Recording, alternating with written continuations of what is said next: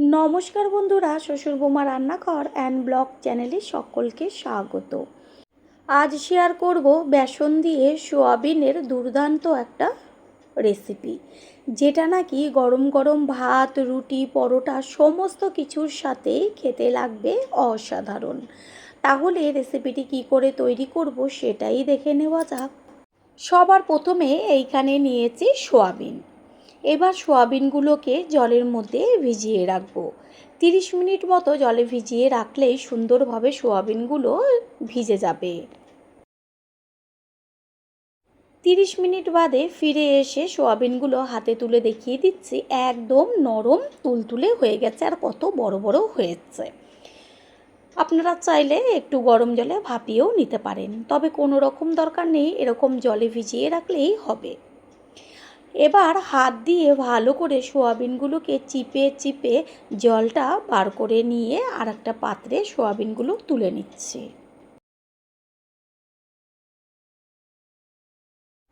সোয়াবিনগুলো তো জল চিপে তুলে নিয়েছি। এবার এর মধ্যে দিয়ে দেব পরিমাণ মতন লবণ, দেব 1 চা চামচ পরিমাণ ধনের গুঁড়ো, 1 চা চামচ পরিমাণ জিরের গুঁড়ো,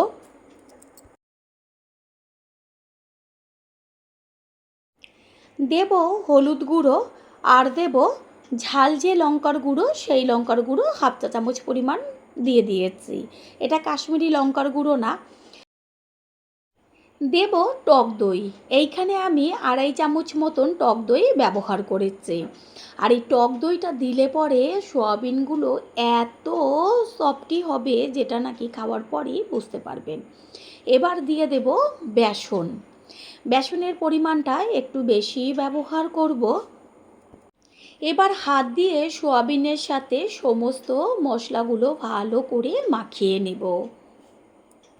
এইভাবে মাখিয়ে নেওয়ার পরে 10-15 মিনিট রেস্টে রেখে দেব। এতে কি হবে, সোয়াবিনের মধ্যে মশলাটা যাবে। 10-15 মিনিট বাদে ফিরে এসে গ্যাসের ওভেনে কড়াইটা বসিয়ে তাতে দিয়ে দিচ্ছি সর্ষের তেল। তেলের পরিমাণ একদম অল্প ব্যবহার করেছি, আপনারা চাইলে সাদা তেলও দিতে পারেন। তেলটা গরম হয়ে যাবার পরে এবার সম্পূর্ণ সোয়াবিনটা এর মধ্যে দিয়ে দেব। সোয়াবিন তো অনেক রকমভাবেই রান্না করেছেন, একবার এই পদ্ধতিতে রান্না করে খেয়ে তারপর এসে কমেন্ট করে জানিয়ে যাবেন যে অন্যান্য দিনের থেকে আজকের রান্নাটা কতটা টেস্টি হয়েছিল।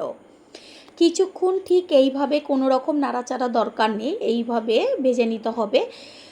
তারপর খুন্তি দিয়ে এবার এগুলোকে নেড়েচেড়ে দেব ওপরের পিঠগুলো ভালো মতন হবার জন্য। দেখাই যাচ্ছে নিচের পিঠটা কিছুক্ষণ ভাজার পরে কত সুন্দর একটা হালকা কালার চলে এসেছে। বেশ লাল লাল করে সোয়াবিনগুলোর দুই পিঠই ভেজে নিতে হবে। বারে বারে সোয়াবিনগুলোকে খুন্তি দিয়ে বেশ নেড়েচেড়ে দিতে হবে ভালো মতন ভাজা হবার জন্য।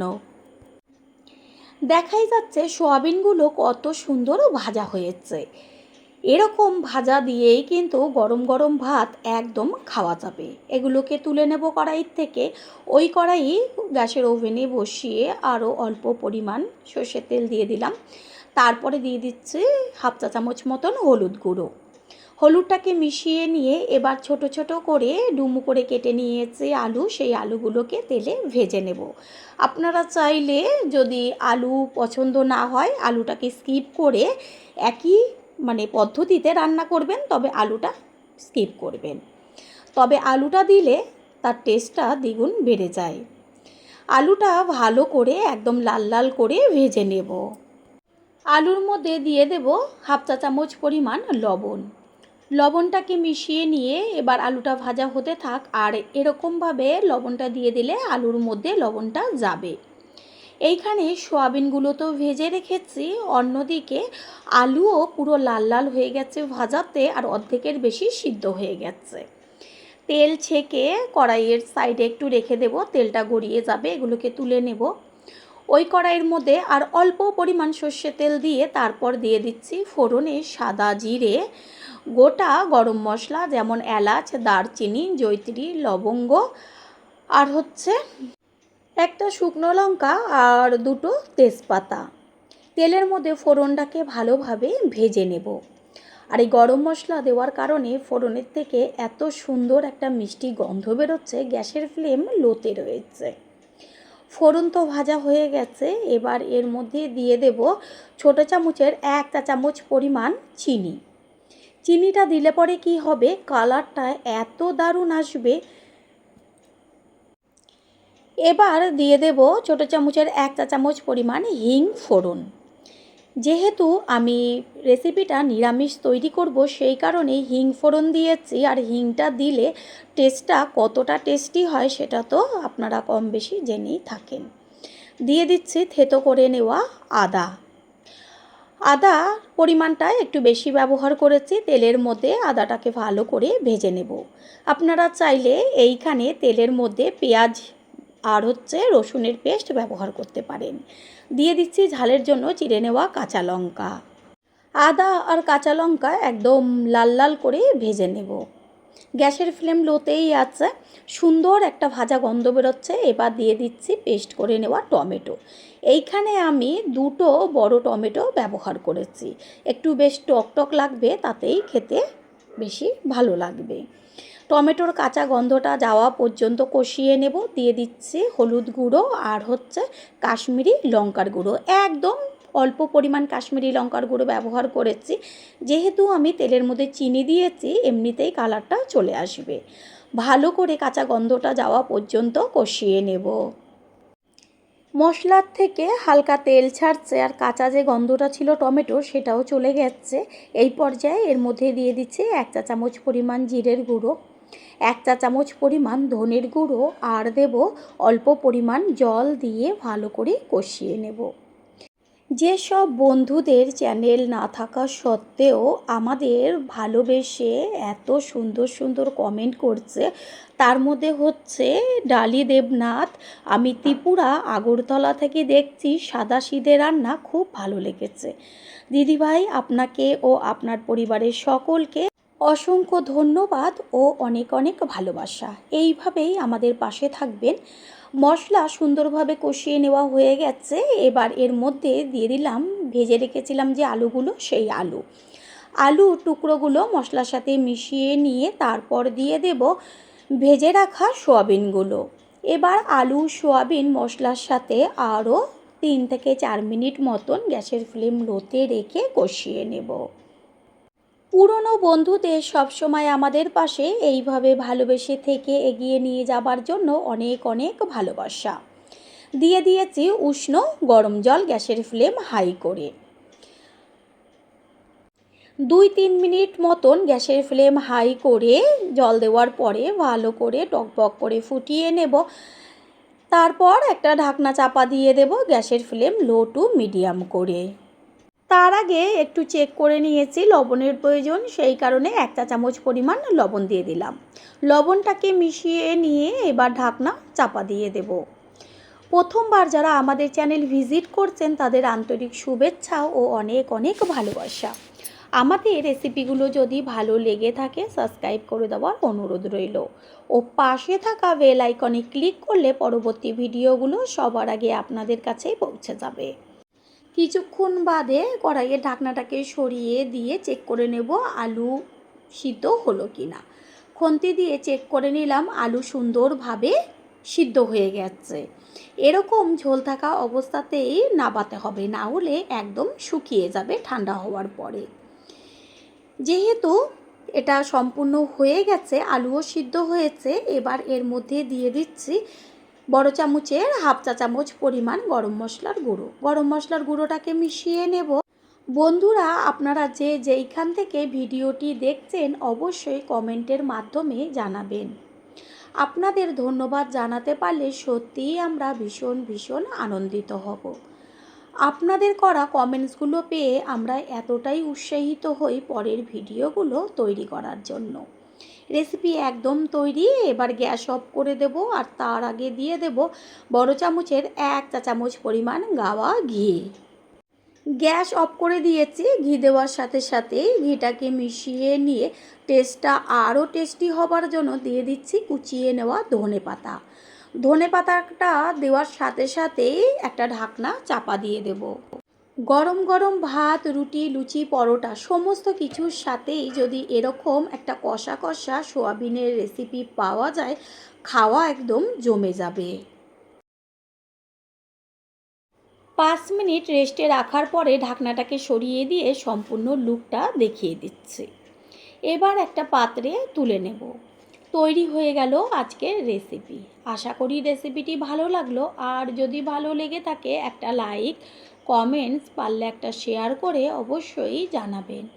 আপনাদের করা একটা লাইক ও লাইকের পাশে থাকা হাইপ আর একটা শেয়ার আমাদের কাছে অনেক অনেক গুরুত্বপূর্ণ। All friend, thanks for watching my video. আপনারা সকলে ভালো থাকবেন, সুস্থ থাকবেন। আবারও দেখা হবে অন্য কোনো রেসিপির এপিসোডে।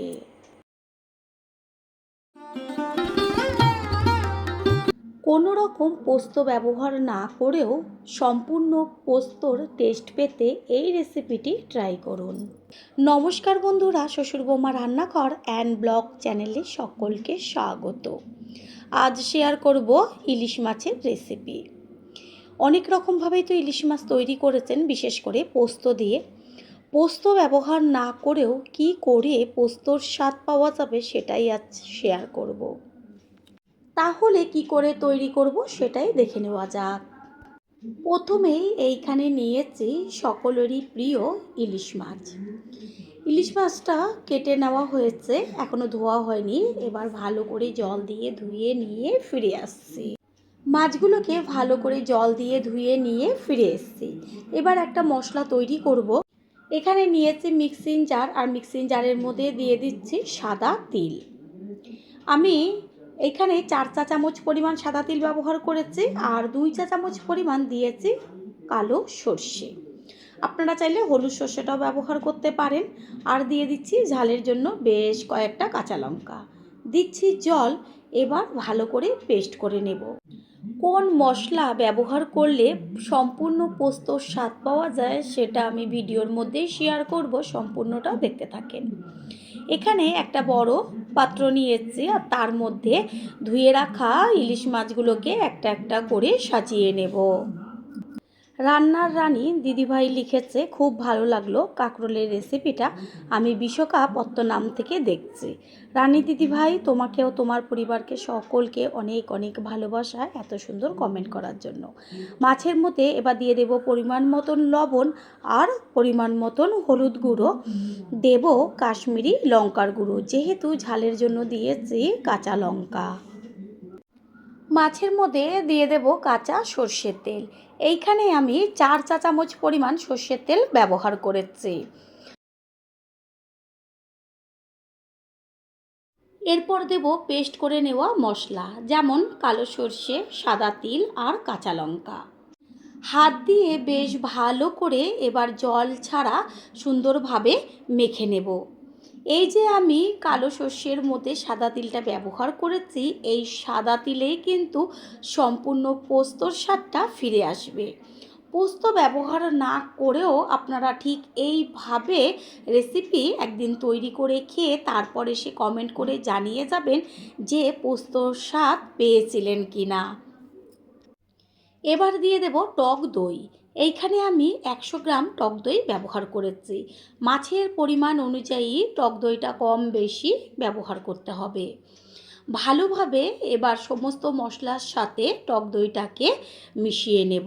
এইভাবে মাছের সাথে মশলাটা মেখে যদি 30 মিনিট মতন বা তার একটু বেশিও রেখে দিতে পারেন, তাহলে দেখবেন যে কতটা মাছ রান্নার পরে টেস্টি হয়। আমি 30 মিনিটের জন্য এটা রেস্টে রেখে দেব, আর হাতে সময় না থাকলে তার কম অন্তত 15 মিনিট যেন রেস্টে থাকে। গ্যাসের ওভেনে কড়াই বসিয়ে তাতে দিয়ে দিয়েছি সর্ষের তেল। তেলের মধ্যে এবার দিয়ে দিচ্ছি ছোটো চামচের 1 চা চামচ পরিমাণ কালো জিরে। এটা তো 30 মিনিট রেস্টে ছিল। এবার আস্তে করে গ্যাসের ফ্লেম লোতে রেখে একটা একটা করে মাছ গরম তেলের মধ্যে দিয়ে দেব। তেলের পরিমাণটা অবশ্যই বুঝে ব্যবহার করবেন, কারণ প্রথমে মাছের মধ্যে তেল দিয়ে মাখা হয়েছে। এবার কড়াইতে দেওয়া হলো, আবারও আমি পরে তেলটা ব্যবহার করব, সেটা কিভাবে ব্যবহার করব তার জন্য তো লাস্ট পর্যন্ত দেখতে হবে। এখানে আমি প্রায় 5 চামচ মতন তেল কড়াইতে দিয়েছি। এবার একটা একটা করে মাছ গরম তেলের মধ্যে মশলা সমেত সুন্দরভাবে ছেড়ে দেব। যেহেতু আমার মাছের পরিমাণটাও বেশি আর মাছগুলো বেশ বড় বড়, সেই কারণে তেলটা আমি কড়াইতে একটু বেশি দিয়েছি। এইভাবে মাছ দেওয়ার পরে গ্যাসের ফ্লেম লোতে রেখে 3-4 মিনিট মতন ভেজে নেব। পুরনো বন্ধুদের সবসময় আমাদের পাশে এইভাবে ভালোবেসে থেকে এগিয়ে নিয়ে যাবার জন্য অনেক অনেক ভালোবাসা। যেই পাত্র করে মাছটা মেখেছিলাম সেই পাত্রেই আমি জল দিয়ে দেব ওই পাত্রটা ধুয়ে।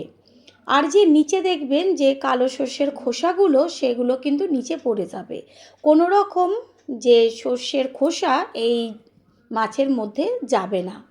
ভালোভাবে গ্যাসের ফ্লেম হাই করে যে জলটা দেওয়া হয়েছে ফুটিয়ে নেব। দিয়ে দেব 2টো গোটা কাঁচা লঙ্কা।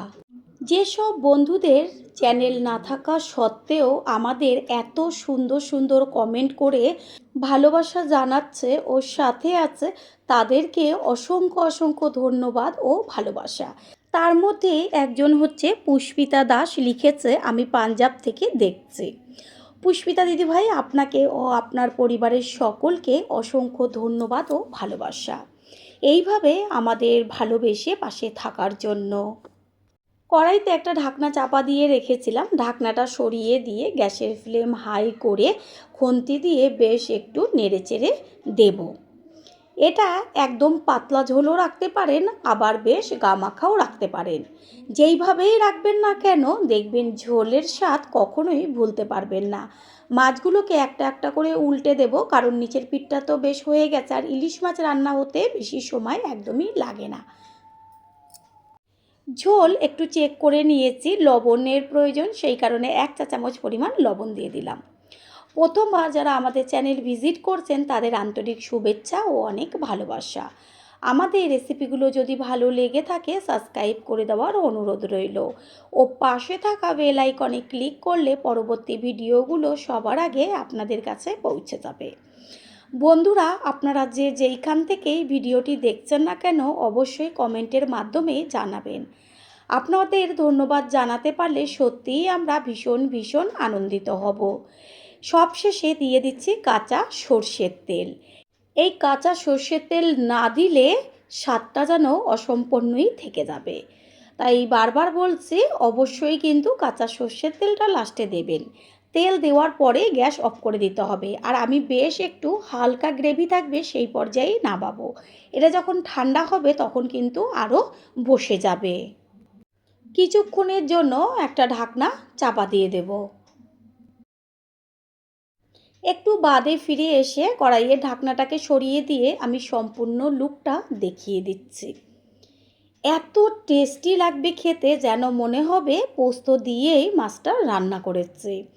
এবার একটা পাত্রে তুলে নেব। তৈরি হয়ে গেল আজকের রেসিপি। আশা করি রেসিপিটি ভালো লাগলো, আর যদি ভালো লেগে থাকে একটা লাইক, কমেন্টস, পারলে একটা শেয়ার করে অবশ্যই জানাবেন। আপনাদের করা একটা লাইক ও লাইকের পাশে থাকা হাইপ আর একটা শেয়ার আমাদের কাছে অনেক অনেক গুরুত্বপূর্ণ। All friend, thanks for watching my video. আপনারা সকলে ভালো থাকবেন, সুস্থ থাকবেন। আবারও দেখা হবে অন্য কোনো রেসিপির এপিসোডে।